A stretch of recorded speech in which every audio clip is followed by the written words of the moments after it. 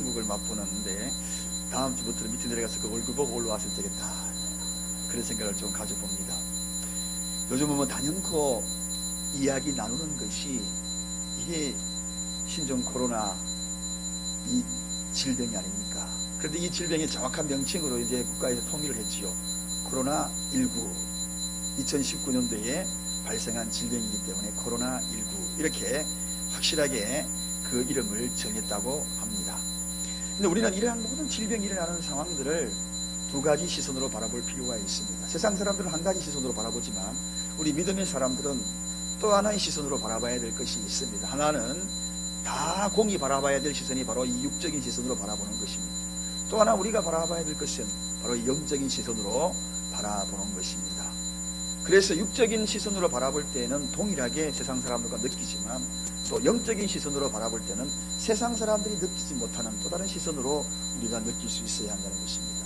성경에 보니까 이 전염병의 질병이 온역이라는 단어로 개역 성경에는 소개가 되고 있는데 약 49번이나 소개가 되고 있습니다.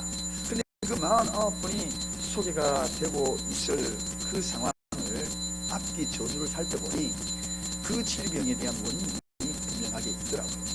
영적인 시선으로 바라보는 그러한 모습으로 우리 믿음의 시각으로 바라보고 보니까 거기에는 보니까 지도자가 하나님 앞에 범죄했을 때에 질병이 전염병으로 온역이 있는 것을 보게 되고, 또 하나는 백성이 하나님의 뜻을 크게 거역하였을 때에 나타나는 질병으로 이 온역을 하나님이 주셨다, 하나님이 지셨다, 그렇게 성경에 기록되어 있는 것을 보게 됩니다. 오늘 이 시대도 역시나 마지막 말세라고 이야기를 참 많이 합니다. 그 말세의 징조에 하나님이 바로 이 온역을 이 땅에 내리셨다, 그것도 지도자나 백성이 잘못했을 때라고 성경에 기록이 되어 있는 것을 보게 될 때에, 그리고 우리는 여기에서나 깨달아야 될 것들이 있다는 것입니다.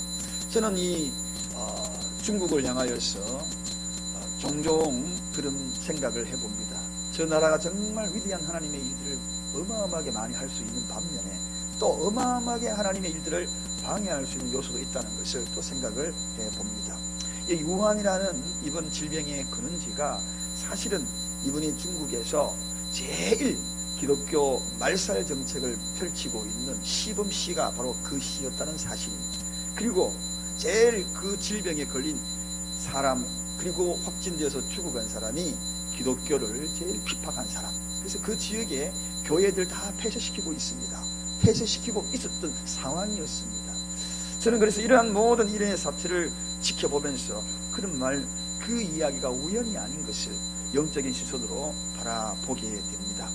자, 어쨌든 이러한 때에 우리 대한민국의 의료진과 기술진 잘 방어하고 있는 것을 보면서 다행히 얼마나 감사한지를 모릅니다. 퇴원하는 사람도 많고, 그리고 또 회복되어지는 사람도 많고, 그리고 그 시설과 거기에 따라서 적절하게 대응하는 그런 모습들, 참으로 대한민국에서 살아나고 또 있는 그 모습이 자랑스럽다는 생각을 가져봅니다. 사실 알고 보면 우리나라는 옛날부터 이 질병에 대처하는 능력이 대단한 능력이 있습니다. 모든 질병에 백신이 있었어요. 백신이 무엇입니까? 질병을 치료할 수 있는 약이거든요. 그 백신을 소유하고 있었어요. 여러분 몰랐죠? 옛날부터 소유하고 있었어요. 안 믿어집니까? 제가 한번 보여드릴까요? 한번 보여드리겠습니다. 보십시오. 백신이 있었잖아요. 백신이 있었지 않습니까? 옛날부터 우리 백신이 있었어요. 그래서 여러분 두려워 마시기 바랍니다. 다 백신이 있었습니다. 다시 한번 말씀드리지만 우리가 철저하게 준비할 것은 준비해야 돼요. 그래서 다 같이 한번 기침할 때에 여러분 가끔씩 실수하는 부분을 보게 됩니다. 혹시라도 이렇게 손에 수건이나 아니면 휴지나 있을 때는 이렇게 입을 막고 기침을 하면 아주 좋은 에티켓입니다. 그런데 밥 드시다가 이래가 아닙니다. 사실 거기에서 굉장히 많은 그러한 바이러스가 전염될 수 있기 때문에. 그리고 손수건도 없다, 그럴 때 어떻게 해야 되겠습니까? 팔을 이렇게 봐야 됩니다. 팔을. 손동도 안 돼요. 팔을. 예. 우리나라 사람들은 여기에 굉장히 익숙해져 있지 않아서 대부분 손바닥으로 이렇게 합니다. 그러면 이 손바닥으로 자기 코를 만지거나 사람을 만지거나 악수를 하거나, 그럼 어떻게 되겠어요? 다 전염이 되잖아요. 그래서 참 우리나라 초등학교 1학년들이 최고 지혜로워요. 왜냐하면 콧물 나올 때 이걸 닦았잖아요. 손으로 안 닦았어. 이걸로 딱 닦았어. 초등학생보다도 못하는 우리 지혜가 없지 않을까. 여러분, 아까 제가 이렇게 보니까 아침에는 좀 비가 좀 왔어요. 며칠 전에 비가 내리더라고요. 하룻밤 사이에 비가 촉촉히 내리는 것을 보면서 저는 여러 설교 제목을 이미 정해놨는데 그 정해놓은 가운데에 또 다른 단어를 삽입시키지 않을 수가 없습니다. 왜냐하면 겨울에 내리는 비를 보았기 때문에 그렇습니다. 여러분, 겨울에 비가 내린다. 어떻게 생각합니까? 이 겨울의 비는 봄을 예고하는 비가 아니겠습니까? 좀 따뜻해지는 느낌을 받았기에 이 겨울에 눈이 내려야 될 그곳에 비가 내렸던 것 아니겠어요? 그래서 이 겨울비라는 김종석 시인이 쓴 시가 있어서 짧은 시라서 여러분에게 한번 들려드리려고 합니다. 겨울비는 따뜻하다. 아침 봄이 오기는 이르다. 빗속으로 뛰어든다. 그리고 비를 맞으며 걷는다. 비가 따뜻하게 느껴진다. 오랜만에 맞는 비. 지난날의 모든 것이 잊혀져 가는 듯하다. 그런 시입니다. 뭐 별다른 의미도 없지만 그래도 시인이 있었다고 하니까 그 속에 들려지는 그런 메시지가 있는 것 같아요. 저는 이 시를 읽으면서 겨울비가 따뜻하다. 겨울비가 따뜻하다. 여러분, 오늘 이제 며칠 전에 내렸던 그 비를 맞으면서 저는 생각을 했습니다. 이 시인이 느꼈던 그 감동을 나도 한번 느껴보자. 그래서 비를 한번 맞아봤어요. 겨울에는 분명히 눈을 맞아야 되는데 비를 맞으니까 왠지 따뜻한 느낌을 받았어요. 그러면서 제 마음속에 생각이, 겨울에도 비가 오는구나. 겨울에도 비가 오는구나. 아직 봄이 오지 않았는데 비가 오고 있구나. 저 빗방울이 땅속으로 쏙 스며들어서 얼어붙었던 그러한 땅속 저 깊숙한 곳에 조금씩 녹여 들어가 잠자는 씨앗을 깨우고, 그리고 거기서 싹을 틔우고 언젠가는 따뜻한 햇살과 함께 저기에서 싹이 돋아나겠지. 여러분, 그러면서 저는 오늘 이 시대 상황과 함께 저 자연의 환경을 생각과 함께 비교해 보았어요. 요즘 모든 세상이 다 얼어붙은 것 같아요. 얼어붙은 모습처럼 살아가는 것 같습니다. 경제도 얼어붙은 것 같아요. 식당마다 손님이 뚝 끊어졌다고 그렇게 이야기하시는 분들이 참 많고, 뿐만 아니라 그러다 보니 마음도 다 얼어붙었어요. 하는 일도 다 얼어붙었고, 직장에 가보면 일거리도 줄어들고 그런 일들이 비일비재하게 들려옵니다. 그러다 보니 관계성도 얼어붙고 온통 겨울을 맞이하고 있는 이 시대에 살아가고 있는 저와 여러분, 얼어붙은 이 시대에 살아가고 있는 여러분, 그렇지 않습니까? 그런데 겨울에 비가 내렸다는 겁니다. 겨울에 비가 내린 것이 무엇입니까? 봄 기운이 온다는 사실 아닙니까? 그러면서 저는 생각을 했어요. 겨울에 비가 내리는 것은 어쩌면은 저 속에 담겨져 있는 하나님의 위로의 메시지가 있을 것 같다. 그런 생각에 물씬 들어갔습니다. 그래서 저는 오늘 제목을 겨울비와 위로라는 말씀으로 여러분에게 전하고자 합니다. 포르투갈의 수도인 리스본 도시의 해안 저 끝에 마지막 선상에 가면 큰 암석 바위가 있다고 합니다. 그 암석 바위에 글자가 새겨져 있는데 여기가 끝입니다 하는 글자가 새겨져 있다고 합니다. 여기가 끝이다. 그 이야기는 무슨 이야기입니까? 여기 끝을 지나가면 위험하다는 겁니다. 아니, 죽을 수도 있다는 것입니다. 떨어져 죽을 수도 있다는 것입니다. 더 이상 가지 말라는 것입니다. 아무도 그 끝을 가지 말라는 것입니다. 그래서 사람들은 그 끝을 가지 않고 그 바위를 지켜보며 여기가 끝이구나 하면서 생각하고 있었어요. 근데 어느 날 한 사나이가 아니야, 저 뒤에는 무엇인가 있을 거야. 저걸 넘으면 또 다른 무엇인가 있을 거야 라고 생각하며 그 길을 떠나갑니다. 항해를 시작합니다. 바로 그가 콜럼버스라는 사람 아닙니까? 그가 바로 그 다음 저 넘어 또 다른 무엇이 있을 거야, 또 다른 세계가 있을 거야 하고 다시 항해를 시작해보니 1492년에 그가 새로운 것을 발견합니다. 그게 바로 신대륙이지요. 그게 바로 오늘날 아메리카, 즉 세계 최인류 나라 초강국 미국을 발견하게 되었다는 것입니다. 여러분, 오늘 본문 말씀을 보면 바로 그러한 이야기가 소개되고 있는 것입니다. 하나님이 이사야 선지자를 통하여 내 백성을 위로하라, 위로하라. 그 이야기가 무엇입니까? 위로하라, 이 이야기는 그 뒤에 무엇인가 있다는 것입니다. 무엇인가 있기에 위로하라고 말씀을 하시는 것입니다. 봄이 있듯이 여기가 끝이 아니라는 것입니다. 그것이 바로 겨울비가 내렸던 겁니다. 겨울비가 겨울에 내리니 여기가 끝이 아니라, 계속적으로 겨울만 있는 것이 아니라 봄이 온다. 따뜻한 봄이 온다. 끝이 아니다. 저 뒤에는 바로 봄이 온다. 겨울에 내리는 이 비를 보면서 바로 봄을 예고하는 하나님의 음성, 오늘 여러분에게 들립니까? 그 음성이 바로 내 백성을 위로하라, 내 백성을 위로하라. 여러분, 오늘 이스라엘 백성들이 포로 생활을 바벨론을 통하여 하게 됩니다. 그들은 자유가 없었습니다. 얽매여 있었습니다. 온통 얼어붙은 인생을 살아왔다는 것입니다. 그런데 오늘 그들에게 내 백성을 위로하라 음성이 외치고, 그리고 오늘 본문 2절에 가보면 그 얽매였던 복역이 이제 끝이 남을 선포하는 것을 보게 됩니다. 그 위로는 위로로서 끝나는 것이 아니라 반드시 약속이 있는 위로였다는 사실을 알게 되었다는 것입니다.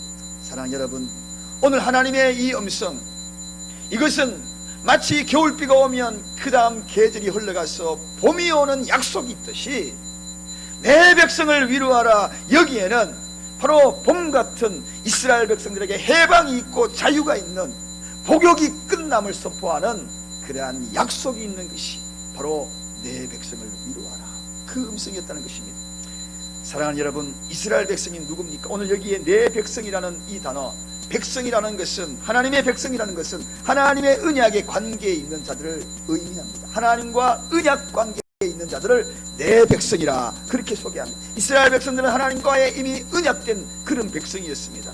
뿐만 아니라 여기서 위로하라, 이 이야기는 어떤 말씀입니까?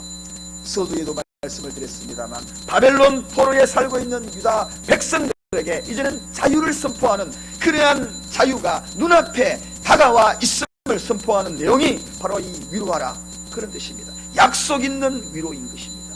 온통 얼어붙어 있던 이스라엘 백성들에게 위로하라, 이 이야기, 그것은 약속 있는 위로, 약속 있는 위로. 그렇습니다. 여러분, 하나님의 언약의 백성에게는 그냥 위로가 아닙니다. 약속 있는 위로인 것입니다.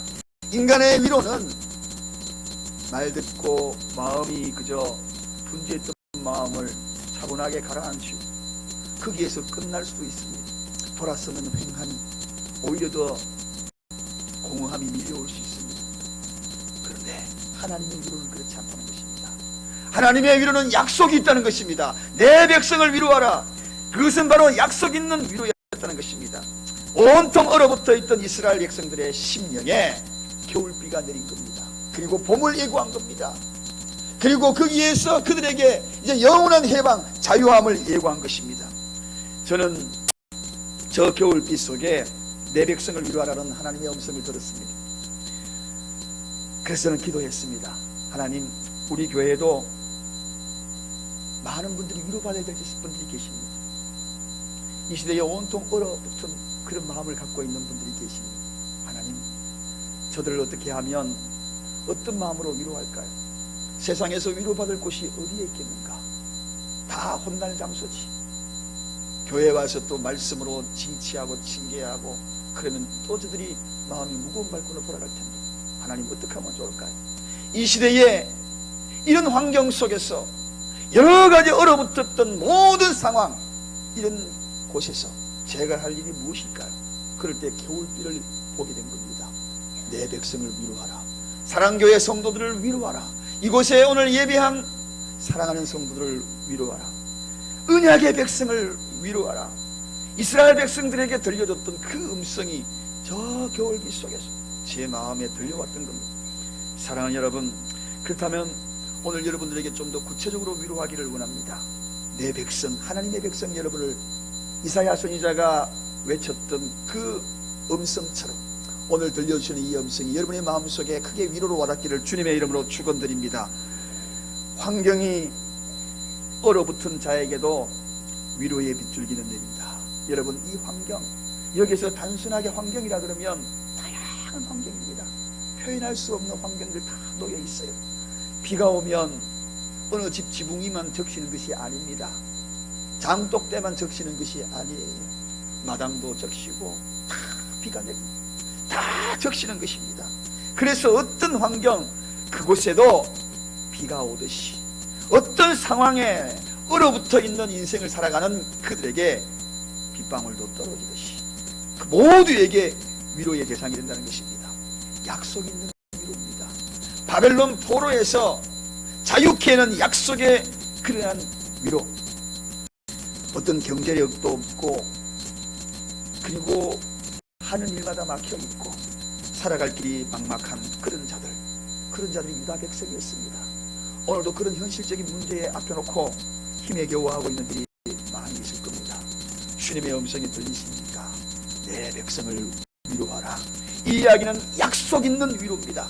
그 묶여있던 곳에서 자유케 되는 속박에서 벗어나는 위로가 하나님의 위로인 것입니다. 그 음성이 여러분에게 들려지기를 원합니다.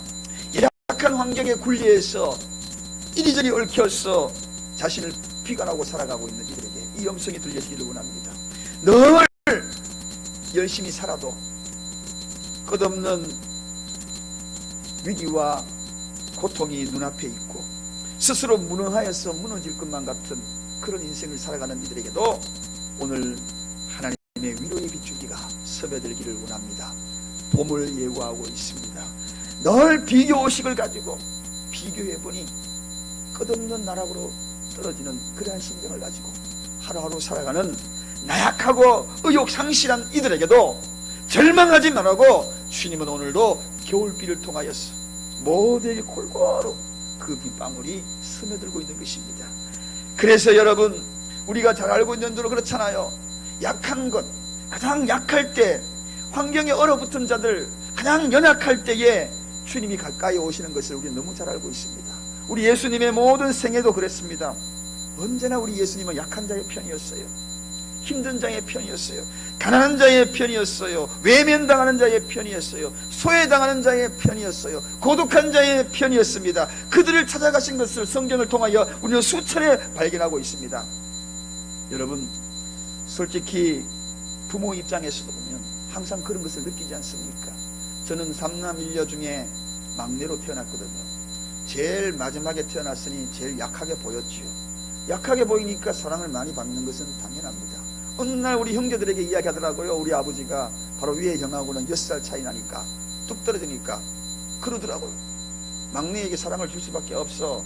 왜냐하면 내하고 볼 시간이 더 작잖아. 이해해라. 딱 그러더라고요. 그러면서 맛있는 사탕, 하얀 돌사탕 하나 저에게 딱 건네줍니다. 여러분, 그럴 수밖에, 약한 자에게 더 사랑을 해줄 수밖에 없는 겁니다. 여러분 가정 가운데도 여러분 생각해 보셔요. 아주 질병에 걸려 있거나 힘이 겨워하고 있는 자식이 있다면 더 많이 손이 가잖아요. 마찬가지입니다. 우리 하나님이 마찬가지입니다. 누구에게 여러 환경으로 연약하여서 힘에 겨워하고 있는 그들을 향하여 내 백성을 위로하라. 약속 있는 위로, 그 위로를 지금 던지고 있는 것이 바로 오늘 저 위로의 빗줄기, 겨울비가 아닌가. 파스칼은 하나님을 알지 못하고 만나지 못했을 때에는 늘 아브라함의 하나님으로 불렀습니다. 아브라함의 하나님, 날 좀 도와주면 안 됩니까? 이삭의 하나님, 날 좀 도와주면 안 됩니까? 야곱의 하나님, 날 좀 도와주면 안 됩니까? 그렇게 그들의 하나님의 이름을 불렀습니다. 그러다가 어느 날 힘에 겹고 쓰러지고 낙심하고 정말 절망 가운데 있을 때에 그에게 찾아온 하나님을 만납니다. 그때부터 그는 그 입술에서 하나님의 이름을 부르는 방법이 바뀌었어요. 나의 하나님, 아브라함의 하나님이 아니라 나의 하나님으로 고백하기 시작했다는 것입니다. 그 나의 하나님, 그때 그 이름을 부를 때에 그는 환경이 두렵지 않았습니다. 그동안에 아브라함의 하나님을 부를 때에는 너무너무 그 환경이 얼어붙을 것만 같았고 희망도 없고 소망도 없었는데, 나의 하나님으로 부르는 그 순간 환경이 힘이 없고 재산이 있고 없고 물질이 있고 없고 그게 문제가 아니었다는 것입니다. 왜냐하면 모든 걸 소유한 그분이 나의 하나님이시기 때문에. 할렐루야. 유명한 화가가 그린 그림을 길바닥에 그냥 내버려 두겠습니까? 아닙니다. 들고 벽에다가 걸어놓지요. 먼지가 끼면 틉니다. 여러분, 우리가 누굽니까? 하나님이 우리를 아름답게 창조하신 피조물이 아닙니까? 그의 생기를 불어넣어서 하나님의 형상대로 지은 고귀한 자 아닙니까? 천하보다도 귀하다고 여겼던 하나님의 백성이 바로 저와 여러분이 아닙니까? 그분이 나의 하나님이 아닙니까? 예수님이 부활하시고 뭐라고 말씀하셨나요? 위로의 영인 성령을 보내주겠다고 약속했거든요. 나의 백성들을 그냥 방치하지 않겠다는 것입니다. 위로의 영 성령. 그래서 내가 너를 고아처럼 내버려두지 아니하리라. 내가 가면 다른 보혜사 성령을 너희에게 보내리니. 할렐루야. 성령은 누굽니까? 위로의 영인 것입니다. 위로의 영인 것입니다. 내 백성을 위로하라. 오늘 이 시간에 성령님이 저 겨울비가 바뀌어서 성령의 은혜의 빗줄기가 여러분에게 파고들고 적셔지기를 원합니다. 충만하게 적셔지기를 원합니다. 몇 주 전에 저는 그런 설교를 했습니다. 고통이 너무 밀려오면 기도가 안 나온다. 기도가 안 나올 때에 그냥 끙끙 앓지 말고 찬송을 불러라. 찬송을 불러라. 그런 말씀을 드렸습니다. 그런데요, 그것이 너무나 얼어붙으면, 마음도 얼어붙고 입술도 얼어붙고 육체도 얼어붙으면 찬송도 안 나와. 기도도 안 나오고 찬송도 안 나오면 어떡합니까? 그냥 하나님이 우리를 버려버릴까요? 하나님이 그냥 외면해버릴까요? 그렇게 귀한 존재로 우리를 창조하셨는데 우리를 방치할까요? 그렇지 않아요. 로마서 8장 26절에 이와 같이 성령도 우리의 연약함을 도우시나니 우리가 마땅히 빌 바를 알지 못하나 오직 성령이 말할 수 없는 탄식으로 우리를 위하여 친히 간구하시느니라. 할렐루야. 찬송도 안 나와, 기도도 안 나와, 끙끙 앓고 있는 그에게 성령님이 대신 탄식하면서 우리의 빌바를 간구하여 주신다. 여러분, 얼마나 위로가 됩니까?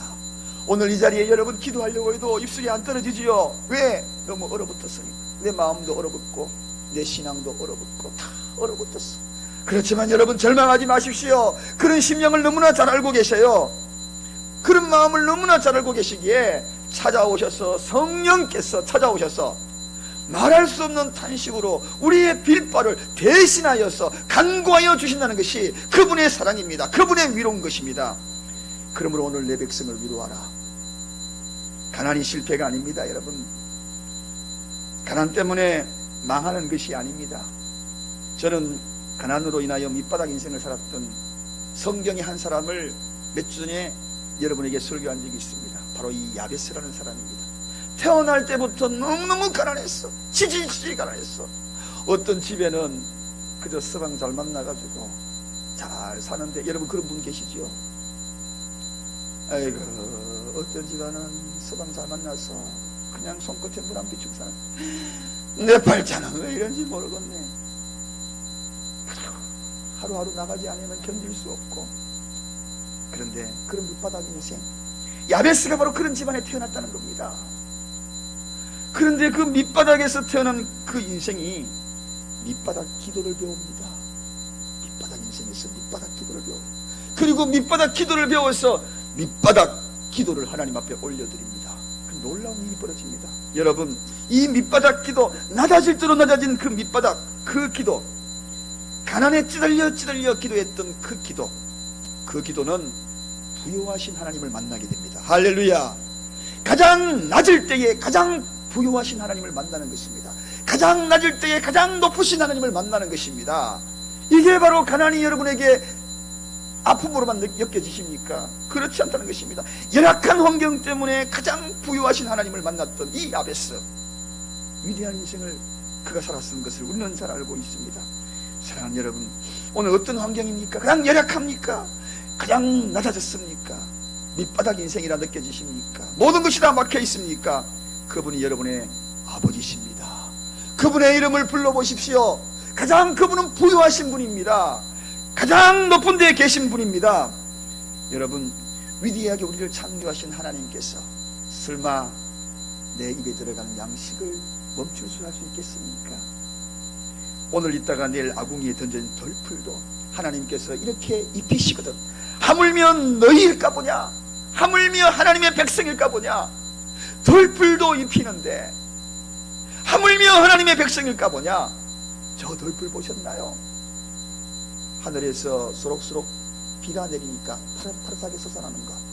이미 저 남쪽에는 거기에는요 예쁜 꽃들이 벌써 피기 시작했대요. 벌써 믿음이 없는 자들아 하면서 주님의 음성. 사랑하는 여러분, 절망하면 안 된다는 것입니다. 어떤 환경이 얼어도 겨울비는 내리는 것입니다. 겨울비는 봄 소식을 알리는 것입니다. 이스라엘 백성들에게 자유하는 그런 해방의 겨울비는 그들에게도 내리고 있었던 것입니다. 그래서 주님은 이사야 선지자를 통하여 외쳤던 겁니다. 내 백성을 위로하라. 약속 있는 위로인 것입니다. 해방의 위로인 것입니다. 두 번째입니다. 어떤 질병으로 지쳐 있습니까? 그들을 위로하는 하나님의 음성이 오늘 이 자리에 울려 퍼지고 있습니다. 육체의 질병이 오래가면 너무너무 고달표, 지쳐. 그런 자들에게 오늘 말씀하십니다. 내 백성을 위로하라고. 사랑하는 여러분, 예수님의 사역 전체를 듣다 보면 전부가 다, 대다수가 다 고치는 사역임을 우리는 알고 있습니다. 모르면 고치는 사역. 주님은 어떤 분입니까? 왜 그가 고치는 분이 되었습니까? 그는 이사야 53장에 분명히 밝힙니다. 저가 채찍에 맞음으로 너희가 나음을 얻었느니라. 할렐루야. 왜 주님이 채찍 맞았습니까? 우리 고치려고. 그가 질고를 고치기 위하여서 채찍이 맞으신 거예요. 그분이 맞았던 그 몸에서 흐르는 그 보혈의 피가 우리를 치유하기 위한 그러한 보혈의 피였다는 사실. 오늘 여러분의 심장에, 여러분의 아픈 곳에 그분의 보혈의 피가 임하기를 원합니다. 사랑하는 여러분, 바벨론에서 이스라엘 백성들이 포로가 되어 있다 그랬습니다. 그런데요, 그 포로에서 자유케 되던 오늘 주님께서 내 백성을 위로하라. 그 이야기는 병마에서 묶여있던 그들이 자유케 되는 역사를 선포하는 하나님의 음성입니다. 예고된 것입니다. 해방감이 임박하게 다가왔다는 것입니다. 치유가 임박하게 다가왔다는 것입니다. 겨울비가 내리듯 성령의 단비가 오늘 이 시간 여러분의 그 육체의 아픈 곳, 영혼의 아픈 곳, 정신의 아픈 곳, 그곳에 물씬 적셔지는 은혜가 있기를 원합니다. 사랑하는 여러분, 그런데 하나님의 은혜의 단비, 위로의 비가 내린다 할지라도, 치료의 비가 내린다 할지라도, 그분의 여호와 라파, 치료하시는 하나님이라 하신다 할지라도 우리가 해야 될 것이 있습니다. 그게 뭔가요? 바로 그 사실을 믿는 것입니다. 치료의 하나님을 믿는 것입니다. 여러분, 다 같이 한번 따라 하십시다. 믿는 자는 강하여지고 의심하는 자는 약해진다. 오늘 이 시간에 믿는 자는 더욱더 강하여질 것입니다.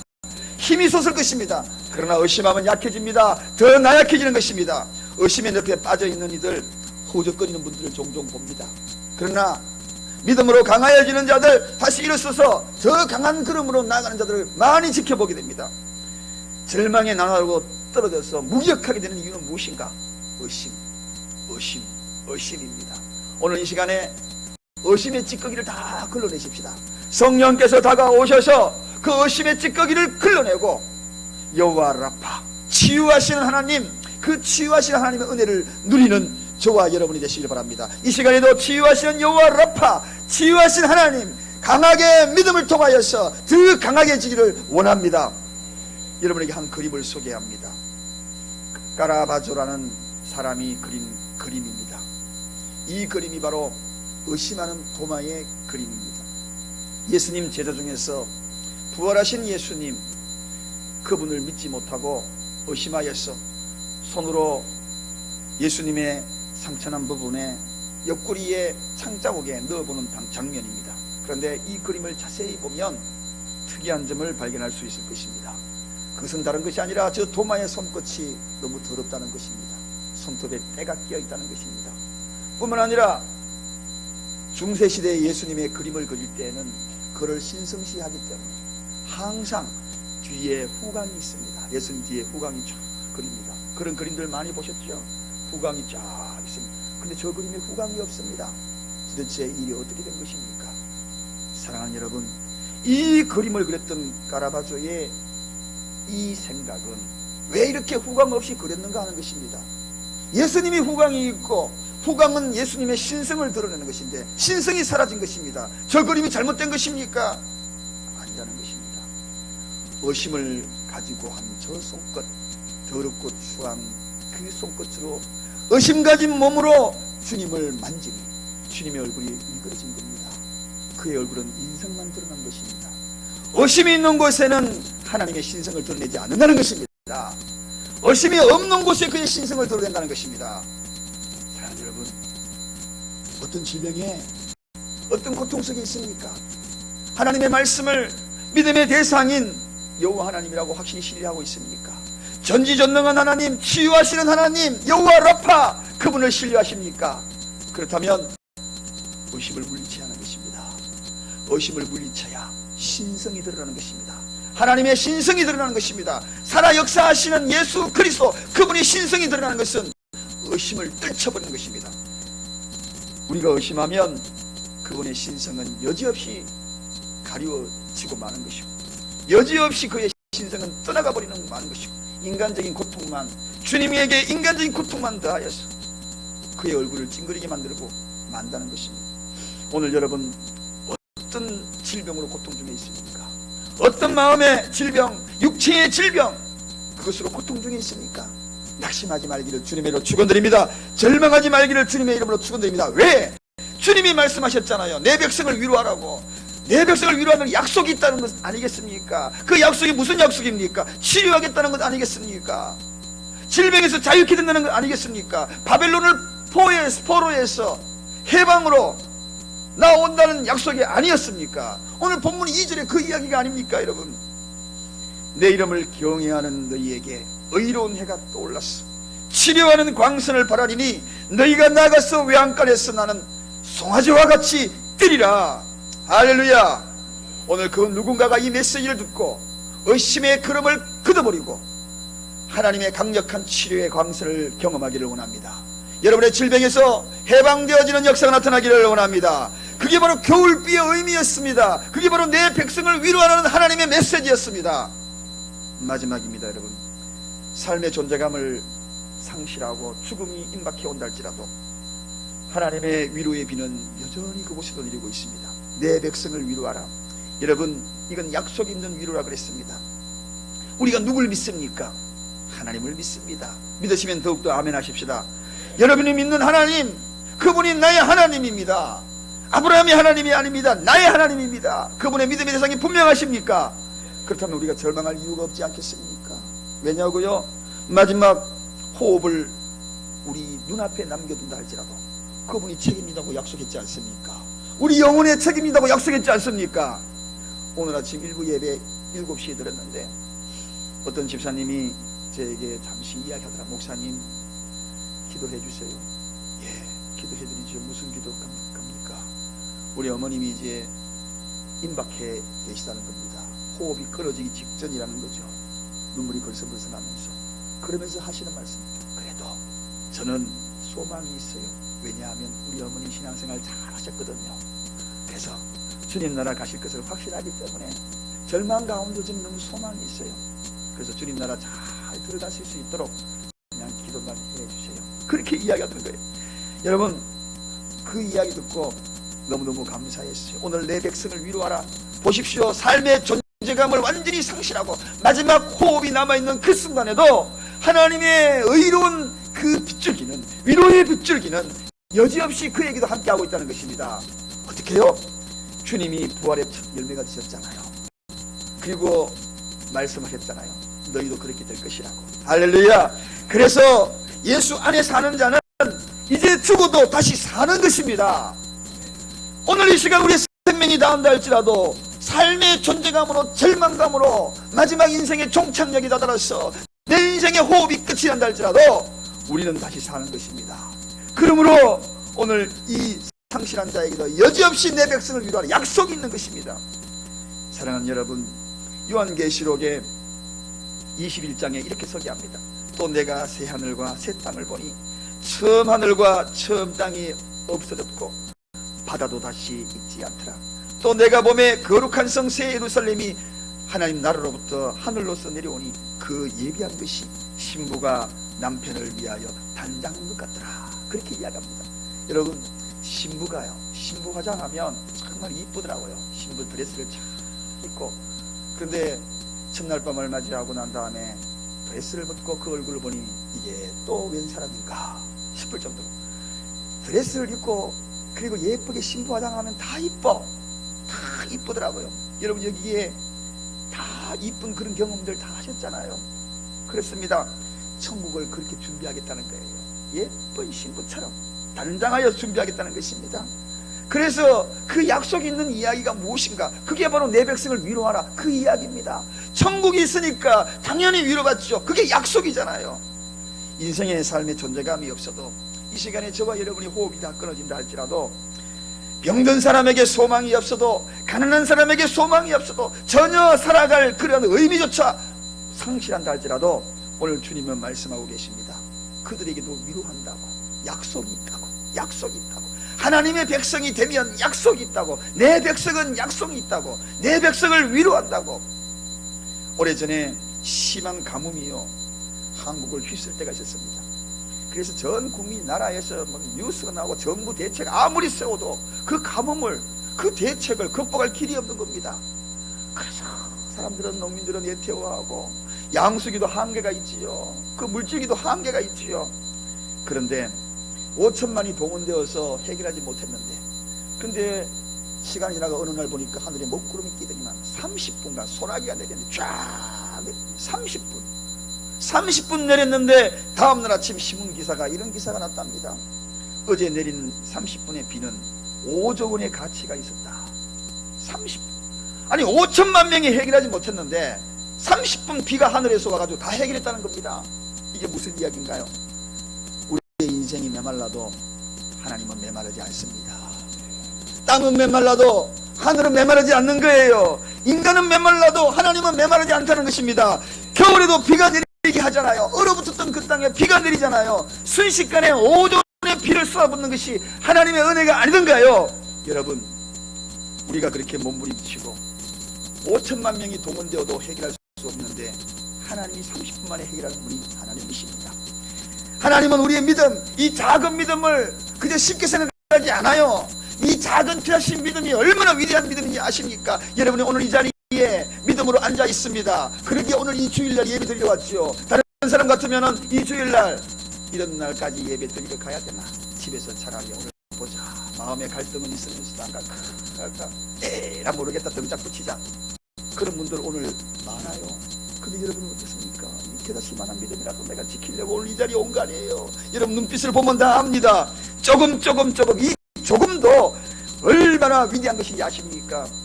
엘리자베스 노벨이라는 사람이 조금이라는 동시를 썼어요. 설탕을 조금 넣으니 음식에 맛이 났다. 비누를 조금 써도 온몸을 씻었다. 햇볕이 조금 비치어도 새싹이 났다. 연필이 조금 남아있어도 아름다운 시 한 편을 썼다. 양초가 조금 남아있어도 이 방안을 환히 밝혔다. 여러분 보십시오. 이 조금이 아무것도 아닌 것 같지만 한 편의 아름다운 시를 쓰고 여러분의 머문 그 장소를 밝힐 수 있고, 그 작은 것이 바로 새싹에 힘을 나게 하고 내 온몸을 씻을 수 있을 만큼의 그 조금, 세상을 맛으로 아름답고 그리고 맛있는 맛으로 변화시킬 수 있는 그러한 그 조금, 아무것도 아닌 것 같지요? 그렇지 않습니다. 이 믿음 아무것도 아닌 게 아닙니다. 여러분, 내 백성을 위로하라, 이 말씀은 약속 있는 위로입니다. 바벨론의 포로에서 자유를 선포한 위로예요. 내 백성을 위로하라, 오늘 이 자리에 오신 여러분을 위로하라. 이 이야기는 여러분의 묶여있던 모든 얼어붙었던 여러분의 환경, 그리고 질병, 그리고 삶의 의미를 상실한 마지막 그 순간 위로의 비는 여지없이 내리고 있다. 약속 있는 위로의 비. 봄이 오고 있습니다. 오늘 비록 밖에 지금 눈이 오는지 비가 오는지 모르겠습니다. 저 눈으로 녹으면 비처럼 느껴질 거예요. 오늘 여러분의 돌아가는 발걸음은 그저 한번 저것을 맞으면서 한번 돌아보지 않겠습니까? 은혜의 빛처럼 생각하면서 그 발걸음 옮겨나가는 저와 여러분이실 간절히 축원드립니다. 기도하겠습니다. 하나님 아버지 감사